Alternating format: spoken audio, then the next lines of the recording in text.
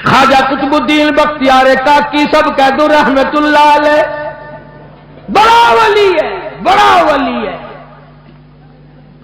آخری وقت آیا، وصیت نامہ لکھ دیا، انتقال ہو گیا، لوگ آ گئے۔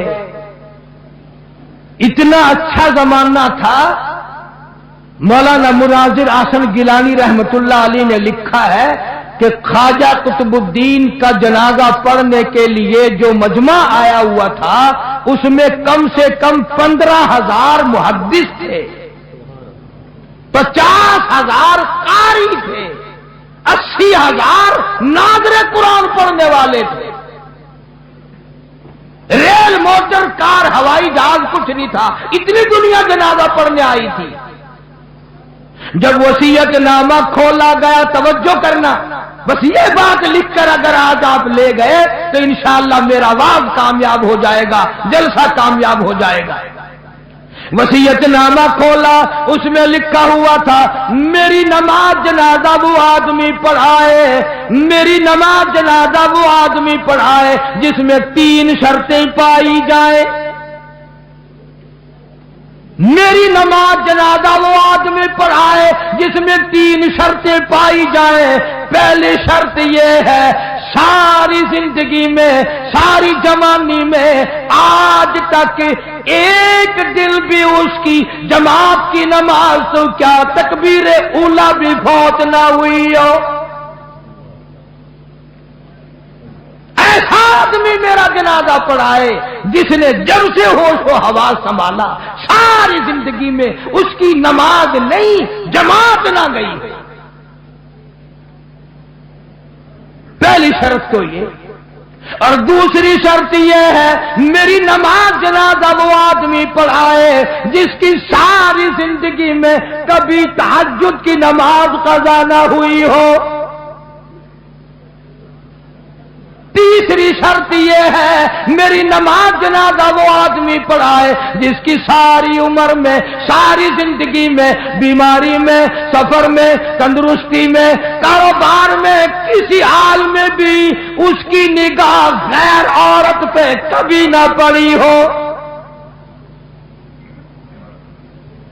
غیر محرم عورت پہ اس کی کبھی نہ نظر پڑی۔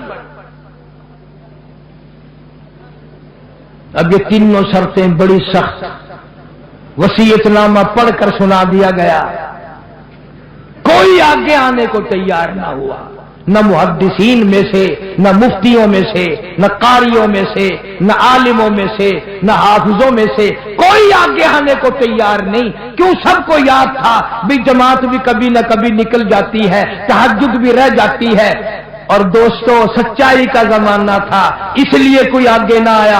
اگر آج کوئی یہ وصیت نامہ لکھ کر رکھے گا انشاءاللہ بغیر جنازے کے تشریف لے جانا پڑے گا۔ اگر آج کر ایسا وصیت نامہ بھی لکھو گے، ایسا ملا آگے آئے گا جس نے کبھی فرض بھی نہیں پڑے، وہ کہے گا چلو چھوڑو یار، اور نہیں اخبار میں فوٹو تو آئے گا۔ تینوں شرطیں بڑی سخت، خواجہ قطب الدین بختیار کاکی رحمت اللہ علیہ کی لکھی ہوئی شرطیں۔ صبح سے لے کر شام ہو گئی، عصر کا وقت آ گیا، جنازہ رکھا ہوا ہے، خلقت خدا کی آئی ہوئی ہے، نہ کسی میں یہ شرطیں پائی جائیں، نہ کوئی جنازہ پڑھائے۔ عصر کی نماز کا وقت جب قریب آیا، ایک آدمی صف میں سے نکل کر آگے آیا، جنازے کے قریب آیا اور منہ سے کپڑا اٹھا کے کہنے لگا او خواجہ تجھے کیا ملا، تجھے کیا فائدہ پہنچا، تجھے کیا چیز حاصل ہوئی، جاتے جاتے میرا پردہ کیوں کھول گیا؟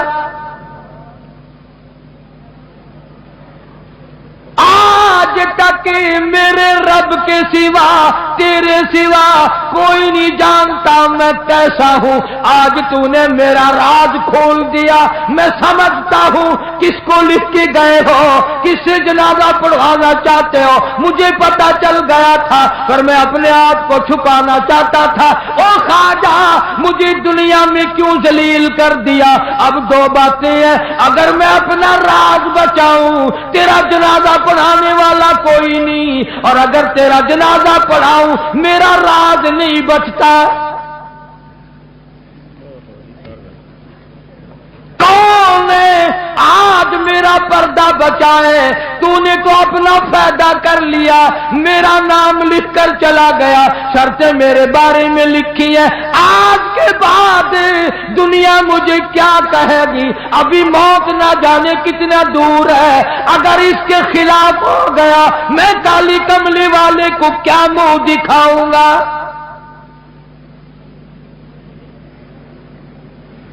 सफे बनवाई, जनाजा पढ़ा दिया। और पेशावर के लोगों, तुम में लिखे पढ़े लोग भी होंगे, मैं तारीख की तरफ से जिम्मेदारी से कहता हूं, किसी ने एतराज नहीं किया कि तेरे अंदर ये शर्तें नहीं पाई जाती। अब जिसने जनाजा पढ़ाया, तुम ये सोच रहे होगे कि पता नहीं किस खानका का वली होगा, कौन मुफ्ती होगा, कितना बड़ा पीर होगा, कितना बड़ा बुजुर्ग होगा, खुदा जाने पहाड़ों में रहता होगा। नहीं, उसी वक्त में जब ये ख्वाजा का इंतकाल हुआ है, फौत हुए हैं, ऐन उसी वक्त का हुक्मरान, दिल्ली के तख्त पे बादशाह करने वाला ख्वाजा शमसुद्दीन अल्तमस था। कभी बादशाह ऐसे हुआ करते थे कि उनकी जमात की नमाज न जाती थी, कभी तहज्जुद का दानी होती थी, कभी गैर औरत पे उसकी निगाह नहीं पड़ती थी। आज गरीबों, मजदूरों और मुलाजमों, तुम सारा दिन बदनीति से 100 औरतों को ताड़ते हो, और मरते वक्त तुम्हें क्या मिलेगा।